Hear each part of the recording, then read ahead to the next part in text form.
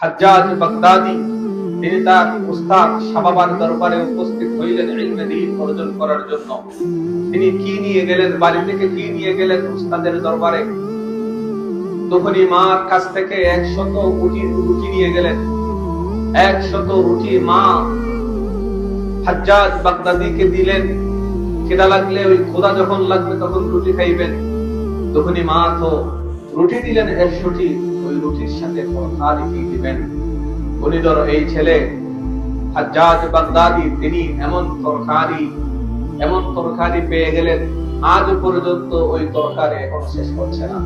গণিদর সন্তান হাজ্জাজ বাগদাদি তিনি দাজলা নদীর পানিকে তিনি তরকারি বানিয়ে দিলেন। মা দিয়েছেন 100 রুটি, আর তিনি তরকারি বানাইলেন দাজলা নদীর পানি।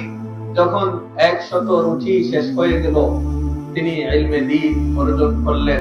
যখন রুটি শেষ হয়ে গেল, তিনি ইলমে দ্বীন অর্জন করার পর